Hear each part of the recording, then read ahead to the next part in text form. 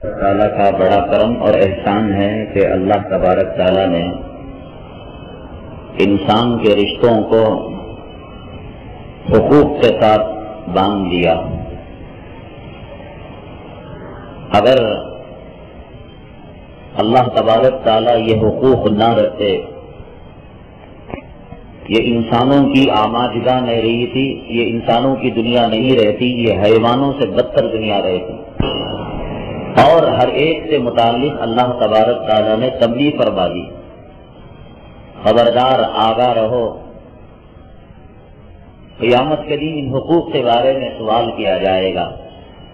ہندوستان کا غریب طبقہ انگریزی ممالک کے ظاہری چمک اور دمک کو دیکھ کر دھوکے میں آ جاتا ہے، کہتا ہے دیکھو وہاں کتنی ترقی ہے، دولت کی کتنی ریل پیل ہے، شوہر کے پاس ایک گاڑی ہے، بیوی کے پاس ایک گاڑی ہے، بھائی کے پاس ایک گاڑی ہے، بہن کے پاس ایک گاڑی ہے، ہر ایک کی الگ کوٹھی ہے، ہر ایک کا الگ بنگلہ ہے۔ لیکن جو ان کی حقیقت کو جانتا ہے وہ پہچانتا ہے کہ یہ انسان، یہ میاں بیوی، یہ اولاد، یہ ماں باپ، یہ سب کماؤ مشین ہے۔ نہ شوہر بیوی کے حقوق کو پہچانتا ہے، نہ بیوی شوہر کے حقوق کو پہچانتی۔ شوہر جب چاہے عورت سے علیحدگی اختیار کر لے، عورت جب چاہے شوہر سے علیحدگی اختیار کر لے۔ میاں بیوی کے جو تعلقات ہیں، سمبند ہیں، محبت کا تعلق ہے، ایثار کا تعلق ہے، قربانی کا تعلق ہے، یہ کہیں نہیں۔ صبح ہوئی عورت بھی کمانے کے لیے نکل گئی اور میاں صاحب بھی کمانے کے لیے نکل گئے۔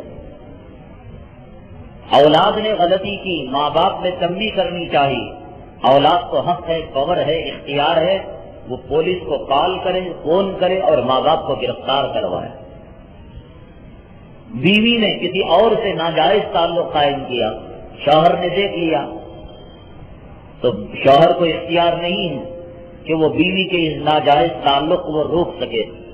اگر روکتا ہے وہ پولیس کی مدد لیتی ہے، وہ قانون کی آڑ لیتی ہے۔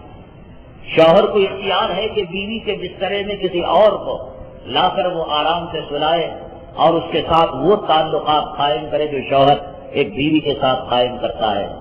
اندرونی طور پر وہ سماج، وہ معاشرہ کھوکھلا ہو چکا ہے۔ ماں باپ بوڑھے ہوتے ہیں، بوجھ ہو جاتے ہیں، انہیں کسی پیس ہوم کے اندر لے جا کر آشرم کے اندر اولاد داخل کر دیتی ہے، ماہانہ کچھ وظیفہ ہوتا ہے وہ دے دیتے ہیں۔ یہ نہیں پوچھتے یہ مرا ہے، یہ جیا ہے، یہ بیمار ہے، یہ چنگا ہے، یہ پوچھنے کی ضرورت نہیں۔ اولاد اگر کماؤ مشین نہیں ہے تو ماں باپ چائلڈ کیئر میں جا کر داخل کر دیتے ہیں، ماہانہ کچھ وظیفہ دے دیتے ہیں۔ یہ پگلا ہو گیا، کمانے کے لائق نہیں، پڑھنے کے لائق نہیں، کچھ کماتا نہیں، دھماتا نہیں، ماہانہ وظیفہ بھیج دیا اور جانور کی طرح وہ پل رہا ہے۔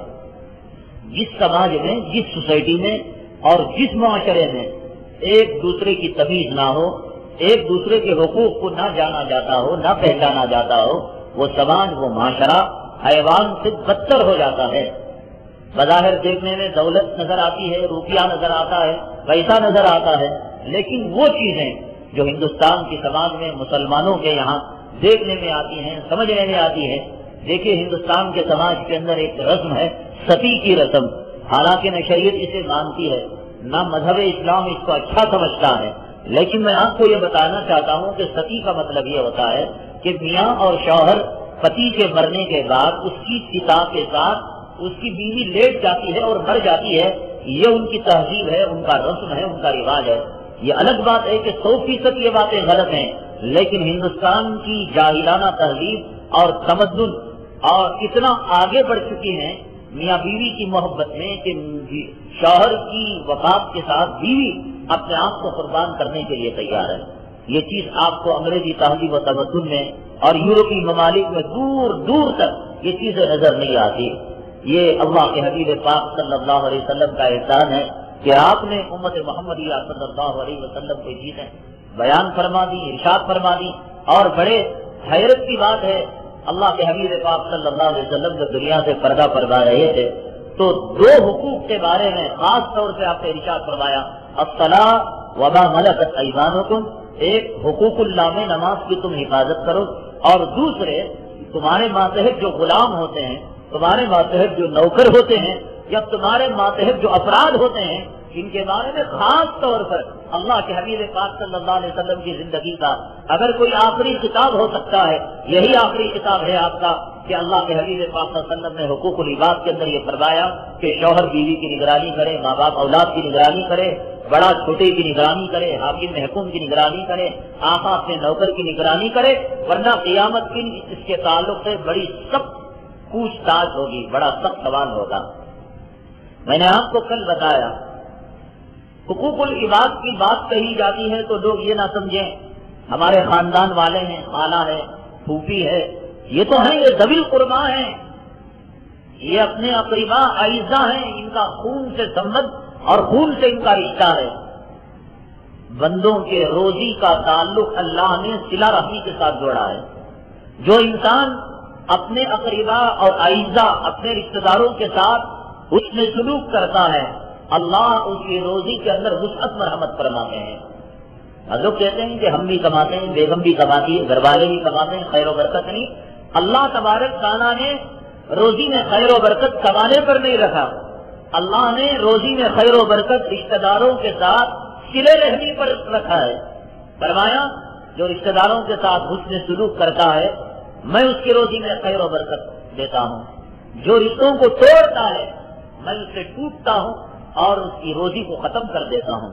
آدمی لاکھ محنت کرے، وہ اپنی خالہ کے ساتھ، اپنی پھوپھی کے ساتھ، اپنے اعزا کے ساتھ، اپنے اقربا کے ساتھ، یا ایک بہو اپنے ساس کے ساتھ یا ننند کے ساتھ یا ملنے جلنے والوں کے ساتھ دل میں بھر کر کینہ رکھے، کپٹ رکھے، غلاظت رکھے، گندگی رکھے، اور ایک طرف میاں کے لیے تعویذ کے لیے جائے، پلیتے کے لیے جائے، ناریل کے لیے جائے، لیمبو کے لیے جائے، میرے میاں کی کمائی میں برکت نہیں، تیرے کینے میں اتنا جو کپٹ رکھا ہے، کینہ رکھا ہے، اللہ نے کہا اس کینے کپٹ کے ساتھ لاکھ کارخانے کی آمدنی ہو تب بھی خیر و برکت نہیں ہوتی۔ انسان کو انسان جتنی اللہ کی مخلوقات ہیں ان تمام کے ساتھ اس نے سلوک کرنے کا حکم دیا گیا ہے۔ حدیث پاک میں آتا ہے جناب محمد رسول اللہ صلی اللہ علیہ وسلم نے ارشاد فرمایا جانور ابھی ہل جوتنے کی پوزیشن میں نہیں ہے، جانور ابھی سواری کی پوزیشن میں نہیں ہے۔ مالک نے سوچا میں اس کو چارہ دیتا ہوں، یہ جانور ہے، جب چاہے میں اس کے اوپر بیٹھ جاؤں، جب چاہے اسے ہانکوں، نہ اس کی بیماری کو دیکھتا ہے نہ اس کی تکلیف کو دیکھتا ہے، اس کی زبان تو نہیں ہے، وہ ظلم کو برداشت کر لے گا۔ حدیث میں آتا ہے بڑی عجیب و غریب بات ہے، اللہ تبارک تعالیٰ ایک چٹیل میدان بنائیں گے۔ چٹیل میدان سمجھتے ہیں کوئی وہاں پر عمارت نہیں، کوئی جھوپڑی نہیں، کوئی بلڈنگ نہیں، یہاں سے وہاں تک خالی میدان۔ اس میدان میں اس آدمی کو لایا جائے گا جس نے دنیا میں کسی جانور پر، کسی پرندے پر اور کسی اللہ کی مخلوق پر ظلم و ستم کیا۔ انسانوں کا معاملہ چھوڑیے، انسانوں کا معاملہ آپس میں نمٹانے کے لیے اللہ کہہ دیں گے اگر کسی نے کسی کو ستایا، کسی نے کسی کا مال لیا، کسی نے کسی کو گالی دی، کسی نے کسی کو غیبت کی، کسی نے کسی کے دل کو ٹھیس پہنچائی، وہ قیامت کے دن حج وصول کر لے گا، وہ زکات لے لے گا، وہ نمازیں لے لے گا، وہ صدقہ خیرات، وہ ان کا آپس کا معاملہ ہے۔ اب جانور حج لے کر کیا کرے گا؟ وہ حاجی بنے گا، وہ عمرہ لے کر کیا کرے گا؟ وہ تلاوت لے کر کیا کرے گا؟ وہ روزے لے کر کیا کرے گا؟ اب جانور پر ظلم ہوا ہے اور اللہ تبارک تعالیٰ ظلم کو برداشت نہیں کرتے، تو اللہ یوں کریں گے، ایک چٹیل میدان ہوگا اور وہاں کوئی ہمارا یونیفارم تو نہیں ہوگا کہ موٹے موٹے کپڑے، موٹا موٹا کوٹ اور شیروانی ہو، بلکہ ننگے ہوں گے۔ اس چٹیل میدان میں لٹا دیا جائے گا وہ جانور جن جانوروں پر دنیا میں ظلم ہوا، ستم ہوا۔ اللہ تبارک تعالیٰ ان تمام کو بلائیں گے اور کہیں گے کہ اس کو اتنا روندو، اس کے اوپر اتنا چلو جتنا تمہیں اس نے دنیا کے اندر ستایا ہے۔ جب اللہ کہیں گے وہ تو اپنا کام کرے گا، فرشتے اپنی بات مانیں گے، اللہ کی بات مانیں گے، آسمان و زمین اللہ کی بات، جہنم اللہ کی بات، عرش و کرسی اللہ کی، اونٹ کی کیا مجاز، وہ روندے گا۔ اس لیے گھروں میں جو لوگ جانور پالتے ہیں اگر ان کی حق تلفی ہوتی ہے، ان پر ظلم ہوتا ہے، ان پر زیادتی ہوتی ہے، وہ منہ تو نہیں رکھتے، وہ ہماری اردو زبان اور کنڑ زبان تو نہیں رکھتے کہ وہ ہم سے شکایت کریں کہ آج ہمیں صبح میں ناشتہ نہیں ملا، آج دوپہر میں کھانا نہیں ملا، آج دلی یوں کہے کہ ہمیں دودھ نہیں ملا۔ انسان ان کے تقاضوں کو پورا کرتا رہے۔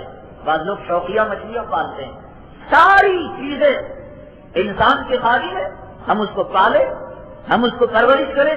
لوگ کہتے نہیں یہ پرندہ، یہ طوطا، یہ مینا، یہ جنگلوں میں آزاد پھرتے، انسان نے اس کو قید کر لیا۔ یہ مینکا گاندھی کی تحریک ہے جسے گجرات میں ہونے والے فساد کی سلامی اور دلی اور میرٹھ میں مرنے والے مسلمانوں کا بتانی، جانوروں کے حقوق کے تعلق سے بات کرنے لگی۔ یہ تمام جانور انسان کے قابل ہیں۔ ہم شیر کو ملا کر بند کریں گے، ہم پرندوں کو ملا کر بند کریں گے، ہمارا فائدہ ہو، ہمارا مفاد ہو، ہم ضرورت پڑنے پر پالیں گے، کاٹیں گے، گوشت کھائیں گے، دودھ پیئیں گے، اور اس چمڑے سے ہم اون بنائیں گے، سوپ بنائیں گے، کمبل بنائیں گے۔ کون ہوتے ہیں؟ اللہ نے ہمارے لیے مسخر کر دیا، اللہ نے ہمارے لیے تابع کر دیا، لیکن ان کے حقوق میں حق تلفی ہوگی۔ قیامت کے دن یہ ہمیں روندیں گے، یہ ہمیں ماریں گے، یہ ہمیں چونچ ماریں گے، یہ ہمیں پنجہ ماریں گے۔ کوئی مچھلیاں پالتا ہو، کوئی پرندے پالتا ہو، کوئی جانور پالتا ہو، شوق سے پالے، لیکن اس کی حق تلفی نہ کرے، اس پر ظلم نہ ہونے دے، اس پر زیادتی نہ ہونے دے، ورنہ یہ بے زبان جانور قیامت کے دن اللہ کی عدالت میں شکایت کرے گا۔ اللہ کے یہاں تو انصاف اس درجے ہوگا کہ دنیا میں ایک جانور کے سینگ نہیں تھی اور ایک جانور کے سینگ تھی، اب دو لڑے، ظاہر سی بات ہے سینگ والا جانور جیت جاتا ہے۔ قیامت کے دن اللہ تبارک تعالیٰ بے سینگ والے جانور کو سینگ دیں گے، اس سے سینگ اکھڑوا دیں گے، کہیں گے دنیا میں جتنا اسے مارا ہے اتنا تو اس کو مار دے۔ جو اللہ جانوروں سے بدلہ دلوائے، جو اللہ تبارک تعالیٰ حیوانوں سے انتقام دلوائے، وہ اللہ تبارک تعالیٰ انسان ظلم کرے، جبر کرے، تشدد کرے۔ ایک عورت ساس کے روپ میں اپنی بہو پر ظلم کرے، ستم کرے، ایک نڑن اپنی بہو پر، اپنی بھائی کی بیوی پر وہ ظلم کرے، ستم کرے، یہاں سب کچھ چل سکتا ہے، یہاں سب کچھ ہو سکتا ہے۔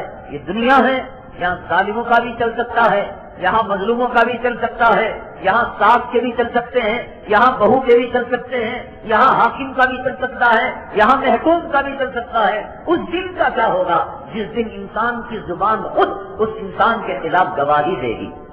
ایک تو وہ ہوگا کہ قیامت کے دن اللہ تبارک تعالیٰ انصاف کروائیں گے، لیکن اللہ تبارک تعالیٰ نے دنیا کے اندر بھی ایک دستور رکھا ہے، اللہ نے دنیا کے اندر ایک قانون رکھا ہے، اللہ نے دنیا میں دستور اور یہ قانون یہ رکھا ہے، ہمارے ماتحت جو چیزیں ہماری ملکیت میں ہیں، جیسے اولاد ہماری ماتحتی میں ہے، اگر ماں باپ کا انتقال ہو گیا، بھائی اور بہن کسی بڑے بھائی کی ماتحتی میں ہے، وہ اپنی بیوی کے ساتھ الگ رویہ کرتا ہے، اپنے اولاد کے ساتھ الگ رویہ کرتا ہے، اور اپنے یتیم بھائی اور بہنوں کے ساتھ الگ رویہ کرتا ہے۔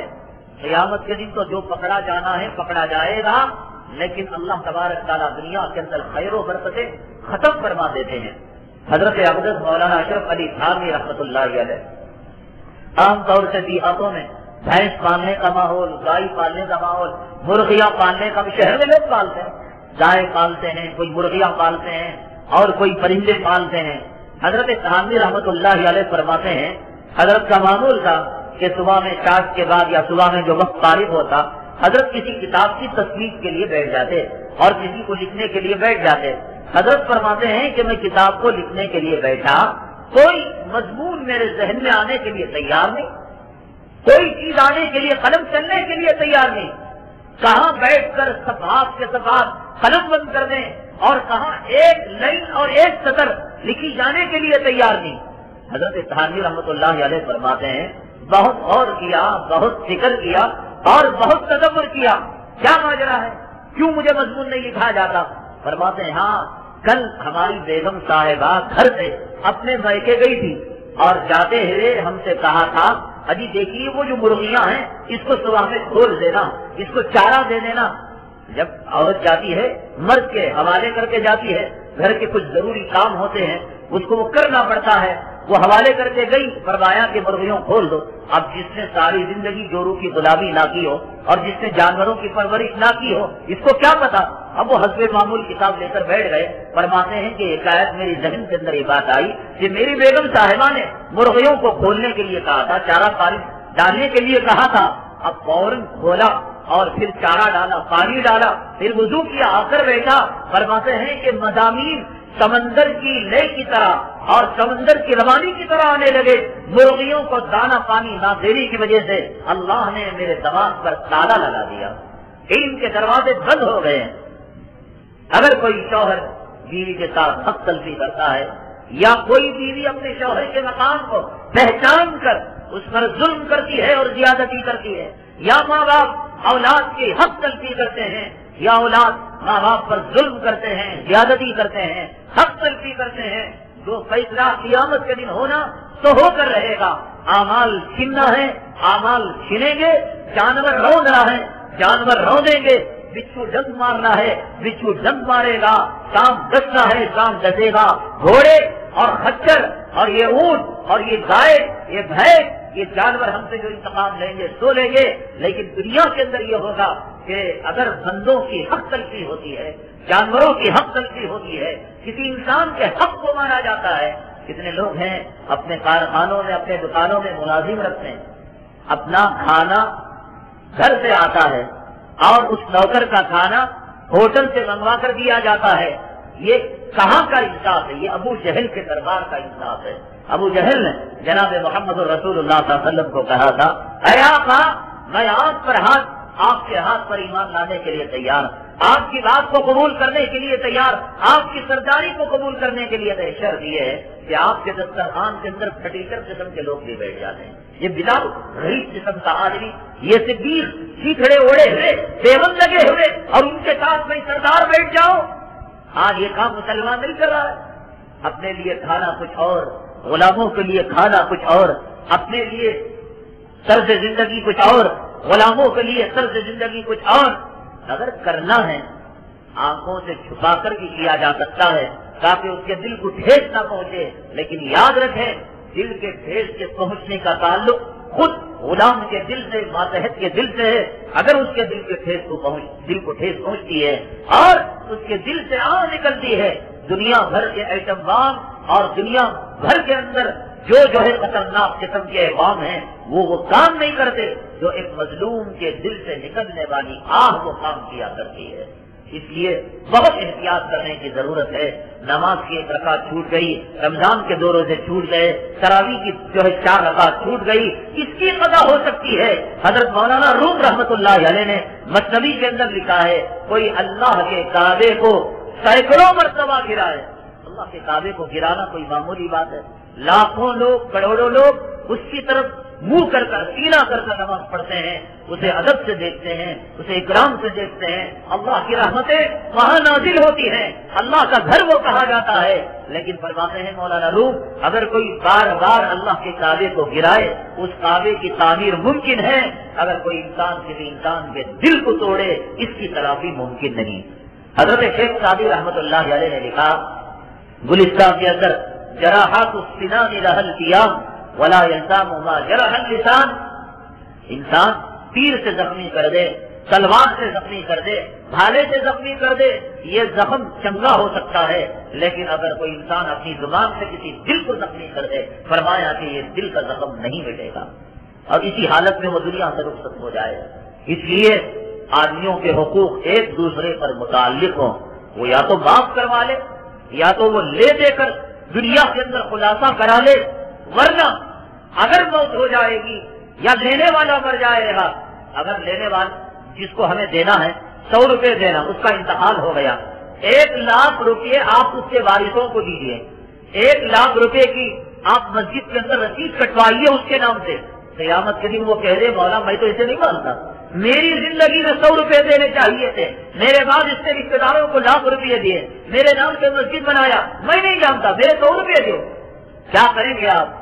اس لیے انسان جب تک حیات رہے، زندہ رہے، معاملہ رفع دفع کر لے، معاملہ صاف کر لے، معافی طلبی سے یا لیوا دیوی سے، ورنہ قیامت ہو جائے گی، پھر اللہ کے حبیب پاک صلی اللہ علیہ وسلم بھی درمیان میں آ کر خود خدا بھی اس معاملے میں درمیان میں نہیں آئے گا، بندوں کو کہہ دے گا کہ تمہارا آپس کا معاملہ۔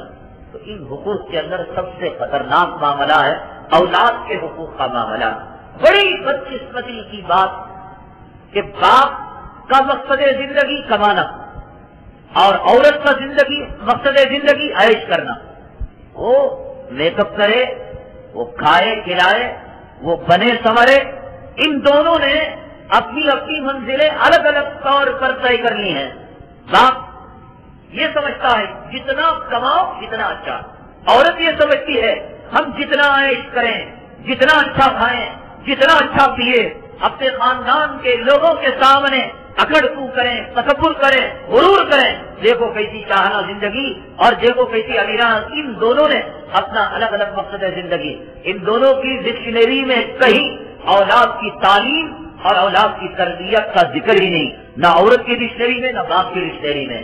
باپ یہی سمجھتا ہے کہ ہم نے ڈونیشن دے کر، ہم نے ایڈمیشن دے کر، ہم نے بڑی فیس دے کر اپنے بچوں کا داخلہ اچھی کالج میں، اچھی کانوینٹوں میں، اچھے اسکولوں میں کرا دیا۔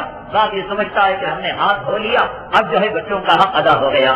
ماں یہ سمجھتی ہے کہ بچے کے اسکول سے لوٹنے کے بعد ہم نے جوتا نکلوا دیا اور یہ عادت نوکرانی نہ ہو تو یہ محترمہ صاحبہ خود جوتا نکلوائیں گی، کپڑا صاف کروائیں گی اور کپڑا بدل دیں گی اور ٹیوشن کو بھیج دیا، بس تربیت ہو گئی، تعلیم ہو گئی۔ بہت بڑا احسان کر لیا، بہت کر دیا، بہت کر دیا۔ کھاتے وقت بتا دیا بیٹے کھانے کے وقت کی دعا بھی معلوم ہے، سوتے وقت کی دعا، یہ 3 چیزوں کے علاوہ۔ اور ماں کیا کرتی ہے اپنی اولاد کے تعلق سے اور باپ کیا کرتا ہے اولاد کے تعلق سے؟ آخر اس درجے کوتاہی کیوں ہے؟ آخر اس درجے غفلت کیوں ہے؟ ماں باپ کی ذمہ داری اور ماں باپ پر حقوق کیا ہیں؟ انشاءاللہ میں اس کا بیان کل کروں گا۔ اگر جمعہ کی نماز جماعت سے چھوٹ جائے تو پھر پڑھنے کا طریقہ کیا ہے؟ جمعہ ایک مرتبہ چھوٹ جاتی ہے، اللہ یہ نعمت چھین لیتے ہیں، پھر اس کے بعد جمعہ اور مسجدوں میں ملتی ہے تو وہاں جا کر پڑھیں، اور مسجدوں میں نہیں ملتی ہے تو وہ ظہر کی نماز پڑھیں، جمعہ کی نماز انفرادی طور پر نہیں پڑھ سکتے۔ مسلمان اور اس کی نماز چھوٹ جائے یہ نہیں ہو سکتا، ایسے میں خاص کر جمعہ کی نماز یہ ممکن نہیں۔ پھر بھی اگر کسی وجہ سے جیسے سفر وغیرہ میں آدمی جو ہے ٹرین میں جا رہا ہے، بس میں جا رہا ہے، اب وہ کہیں بھی مسجد میں جا کر جمعہ تو پڑھ کر آنے سے رہا، لہذا وہ 2 رکعت قصر نماز پڑھ لے گا، یا اگر کسی وجہ سے خدا نہ کرے اس کی جمعہ رہ گئی تو وہ جو ہے ظہر کی نماز پڑھے گا، جمعہ نہیں پڑھے گا۔ بعض حضرات نمازی بھی ہیں، سر کے بال اتنے بڑے رکھتے ہیں جیسے عورت کی چوٹی۔ حدیث کے اندر فرمایا گیا مرد کو عورت کی تشبیہ اختیار کرنے سے منع کیا گیا، عورت کو مرد کی تشبیہ اختیار کرنے سے منع کیا گیا، اور نبی کریم صلی اللہ علیہ وسلم نے فرمایا لعنت ہے اس مرد پر جو عورتوں کی شبیہ کو اختیار کرے۔ وہ مرد جو سر کے اندر بال رکھتے ہیں، صرف 3 قسم کے بال ان کو رکھنے کی اجازت ہے، یا تو وہ بالکل کانوں تک، یا نہیں تو گردن تک، یا موڑے تک جس کو گردا کہتے ہیں، یا اگر کٹوانا ہے پورے سر کے بال برابر کٹوائیں، کانوں کے اوپر چھوٹے، بیچ میں بڑے، یہ چھوٹے بڑے بال کٹوانا مردوں کے لیے مکروہ ہے۔ پورے بال یکساں طور پر وہ مڑوا سکتا ہے، یکساں طور پر کٹوا سکتا ہے، لیکن یہ غیروں کے طریقے اختیار کرنا، عورت کی شبیہ اختیار کرنا، یہ خدا کی لعنت اور نبی کی لعنت کا یہ آدمی مستحق ہوتا ہے۔ ایک صاحب چہرے پر داڑھی بھی نہیں، نماز بھی نہیں پڑھتے اور تعویذ پلیتا وغیرہ کرتے ہیں۔ جو لوگ اس قسم کی تعویذ کرتے ہیں، بے نمازی لوگ اور داڑھی مڑے لوگ، عملیات میں 2 قسم کے عملیات ہیں، ایک علوی قسم کا عمل، ایک فکری قسم کا عمل۔ علوی قسم کے عمل کے اندر یعنی قرآن کی آیتوں سے عمل کرنا، اور حدیث کے اندر جو دعائیں ہیں ان دعائیں یا اکابرین کے معمولات سے استفادہ کرنا، اس کے لیے بنیادی شرط ہے کہ آدمی ظاہر اور باطنی طور پر شریعت کا پابند ہو۔ اب جس آدمی کی نماز ہی نہ ہو اور جس آدمی کے چہرے پر داڑھی ہی نہ ہو، یہ کلین چٹ ہے اس بات کے بارے میں کہ اس کا باطن بھی شریعت سے خالی ہے، تو لہذا اس کے بارے میں طے ہے کہ یہ علمی عمل کرنے والا نہیں، قرآن کا عمل کرنے والا نہیں، اور حدیث کی معصورہ دعاؤں کا عمل کرنے والا نہیں، کیونکہ اس عمل کے لیے بنیادی شرط ہے کہ شریعت کا پابند ہو۔ جب دکھ رہا ہے یہ کہ شریعت کا پابند نہیں تو یہی کہا جائے گا وہ سفلی عامل ہے، اور سفلی عملیات مسلمان کے لیے ناجائز ہیں اور حرام ہیں۔ سوتے ہوئے خواب میں اگر ایسی چیزیں دیکھی جائیں جو بہت گھبراہٹ والی ہوں، جیسے کسی رشتے دار کا انتقال وغیرہ ہو گیا ہو، خواب کا مسئلہ یہ ہے اگر کوئی آدمی برا خواب دیکھے اس خواب کو کسی اور کو بیان نہ کرے اور فوراً خواب دیکھنے کے بعد وہ جو ہے استغفار کرے، توبہ کرے اور کروٹ بدل کر سو جائے۔ ہمارے ایک دوست غیر مسلم ہیں، ان کے عیدوں میں کچھ مٹھائی وغیرہ دیں تو کیا ہم اس کو کھا سکتے ہیں؟ کیونکہ ان مٹھائیوں پر پوجا کی ہوئی ہوتی ہے۔ یہ دیوالی یا دسہرا وغیرہ عام طور سے جو غیر مسلم تاجر ہوتے ہیں اپنے گاہک کو یا اپنے پارٹنر کو یا اپنے دوست احباب کو مٹھائی کا نذرانہ وغیرہ دیتے ہیں۔ یہ دو قسم ہے، اس میں ایک وہ ہے جس کو پرساد کہا جاتا ہے۔ پرساد اتنا قیمتی ہوتا ہے کہ خود وہ اپنے لوگوں کو نہیں دیتے، وہ اس کو سنبھال کر رکھتے ہیں۔ پرساد کہتے ہیں مورتی کے سامنے، مندر کے سامنے اس چیز کی پوجا کرتے ہیں، اس چیز کا اتارا کرتے ہیں۔ یہ دسہرے میں، ہولی میں جو مٹھائی کے جو ڈبے دیتے ہیں، یہ اپنے کام والے کو کہہ دیتے ہیں فلاں جو ہے دکان سے لے آنا، وہاں رکھ لینا، فلاں فلاں کو دے دینا۔ نہ پوجا سے کوئی تعلق ہوتا ہے، نہ پرساد سے کوئی تعلق ہوتا ہے۔ اگر یقین ہو کہ یہ دی جانے والی مٹھائیاں اس کا تعلق پرساد سے نہیں، پوجا سے نہیں، اور اس جو ہے بت کا اتارا نہیں ہے، 100% کھا سکتے ہیں، 100% حلال ہے، بشرطے کہ اس کا کاروبار حرام نہ ہو۔ مسلمان کا کاروبار حرام ہے تو مسلمان کا تحفہ بھی حرام ہے۔ کافر کا کاروبار حرام ہے تو اس کا بھی تحفہ حرام ہے۔ مثال کے طور پر بینک ملازم ہو، بینک مینیجر ہو، سود کا لینا دینے والا ہو، رشوت کھانے کھلانے والا ہو اور چٹ فنڈ چلانے والا ہو، یہ طے ہے یہ حرام کے اندر ملوث ہے۔ ان کے دسترخوان میں شامل ہونا، ان کے تحفے لینا، ان سے جو ہے تعلقات لیوا دیوی کرنا، یہ حرام ہے، یہ کافر ہو یا مسلمان ہو۔ ہاں، کافر کے یہ تحفے جن کا ان کے عبادت اور پوجا سے اور پرساد سے تعلق نہیں، کھا سکتے ہیں۔ میت کو دفنانے کے بعد 3 دن ہو جانے پر گھر والے قبرستان جا کر، یہ سب جو ہے رسوم ہیں، رواج ہیں، انتقال ہو گیا وہ اللہ کے حوالے ہو گیا۔ اب جو ہے آدمی استطاعت رکھتا ہے صدقہ کرنے کی، خیرات کرنے کی، قرآن پڑھنے کی، وہ صدقہ کرے، خیرات کرے، کلام پاک پڑھے۔ یہ جا کر سندل لگانا، پھول لگانا اور اگربتی جلانا، یہ سب کافرانہ رسوم ہیں، اس کا اسلام سے کوئی تعلق نہیں۔ جناب محمد رسول اللہ صلی اللہ علیہ وسلم کو اپنے صحابہ سے جو محبت تھی، اللہ کی عزت و جلالت کی قسم، آج کی ماں کو اپنے بیٹے سے وہ مانگتا نہیں جو اللہ کے حبیب پاک صلی اللہ علیہ وسلم کو اپنی امت سے محبت تھی۔ آج کے سامنے ہزاروں جنازے نکلے، احد میں شہید ہوئے صحابہ، بدر میں شہید ہوئے صحابہ۔ اگر آپ چاہتے تو جنت سے خوشبو منگوا کر ان شہداء کی قبروں کے اوپر لیپا پوتی کرتے، لیکن اللہ کے نبی صلی اللہ علیہ وسلم نے پوری زندگی کے اندر کسی قبر پر نہ سندل لگایا، نہ پھول چڑھایا۔ نبی نے اپنی امت کے لیے جو کام نہیں کیا وہ ہم کسی اور قبر والے کے لیے وہ کام کر نہیں سکتے۔ آخری 4 جمعے کا جو رواج ہے، یہ رواج بھی جو ہے رسوم و رواج میں سے ہے، اس کا بھی شریعت سے کوئی تعلق نہیں ہے۔ اسی صاحب نے پوچھا ہے کہ 20 رکعت تراویح کے بعد جو دعا کی جاتی ہے اس کی شرعی حیثیت کیا ہے؟ فتاوی دارالعلوم میں لکھا ہے یہ ہمارے سلف اور خلف کا معمول ہے کہ 20 رکعت تراویح کے بعد وہ دعا کرتے چلے آ رہے ہیں۔ دعا کرنا یہ تو 100% ہے، 100% ہے کہ وہ دعا ہے۔ اب یہ مسئلہ کہ یہ دعا سری ہونی چاہیے یا جہری ہونی چاہیے، دعاؤں کے بارے میں عام اصول یہ ہے کہ دعا آہستہ ہی ہونی چاہیے اور دعا سری ہونی چاہیے۔ اب سوال یہ کہ 20 رکعت تراویح کے بعد آخر جہری دعا کیوں کی جاتی ہے؟ اس دعا کے جہاں اور بہت سارے مقاصد ہیں۔ حضرت اقدس مولانا سید شاہ ابرار صاحب رحمۃ اللہ علیہ فرمایا کرتے تھے تلاوت قرآن کے بعد جو دعا کی جاتی ہے اللہ تعالیٰ اسے قبول فرماتے ہیں۔ تراویح میں، نماز میں، رمضان میں اللہ کے قرآن کی تلاوت ہو اور دعا کرے، اس سے بڑھ کر اور کیا قبولیت کا موقع ہے؟ اس طے ہے دعا کرنا۔ لیکن اور مقاصد میں ایک مقصد یہ بھی ہے کہ ہر آدمی 20 رکعت نمازوں کی تعداد کا خیال نہیں کرتا۔ فرض کیجئے کہ کسی کی 2 چھوٹ گئی، کسی کی 4 چھوٹ گئی، اب دعا نہ کی جائے تو وتر کی نماز میں وہ تراویح کی نیت لے کر کھڑا ہو جائے گا۔ یہ الگ بات ہے کہ نماز تو ہو جاتی ہے، اس لیے کہ مقتدی کی نیت کا اعتبار نہیں، جب امام کی کوئی پاورفل نماز چل رہی ہو، لیکن پھر بھی کتنا اچھا ہوگا کہ مقتدی کی نیت اور امام کی نماز دونوں ٹالی ہو جائے۔ تو یہ دعا فیصلہ کر دے گی۔ آہستہ کرنے میں بہت سارے لوگوں کو پتہ نہیں لگا، تو مختصر زور سے اس لیے کر دی جاتی ہے کہ اب 20 رکعت تراویح ختم ہو چکی ہے، اب وتر کی نماز کی آئندہ سے نیت باندھے۔ حرمین شریفین کے اندر 20 رکعت تراویح کے بعد اعلان بھی نہیں جو ہے اس کا وتر کا، اکثر احباب ہم نے دیکھا کہ وہ مغالطے میں آ جاتے ہیں، کنفیوژن میں آ جاتے ہیں۔ وہاں وطر پڑھانے کے دو طریقے ہیں، ایک طریقہ تو وہ ہے جو ہم پڑھاتے ہیں، اور ایک طریقہ یہ ہے کہ 2 رکعت سلام پھیر دیتے ہیں، صرف 1 رکعت سپریٹ پڑھاتے ہیں۔ تو اب یہ کیا سمجھتے ہیں، چونکہ قرآن نہیں جانتے، حالانکہ وہ سبھی اسم ربک الاعلیٰ وغیرہ پڑھتے ہیں، جب امام رکعت توڑ کر باندھتے ہیں تو اکثر لوگ جو ہے وہ رکوع کے اندر چلے جاتے ہیں۔ یہ ختم ہو چکی ہے، آنے والی نماز جو ہے وہ وتر کی نماز ہے۔ پاکستان اور کشمیر کے تعلق سے بات آئی ہے کہ زلزلہ ہوا ہے، دعا فرمائیں۔ جو مسلمان مرحومین ہیں، شہداء ہیں، اللہ تبارک تعالیٰ ان کی مغفرت فرمائیں، ان کے پسماندگان کو صبر جمیل نصیب فرمائے۔ الحمدللہ رب العالمین والصلاة والسلام علی سید المرسلین وعلی آلہ وصحبہ اجمعین ومن تبعهم بإحسان إلى يوم الدين اللهم صل صلاة كاملة وسلم سلاما تاما على سيدنا مولانا محمد الذي تنحل به العقد وتنفرج به الكرب وتقضى به الحوائج وتنال به الرغائب وحسن الخواتيم ويستسقى الغمام بوجهه الكريم وعلى آله وصحبه وسلم سبحان ربك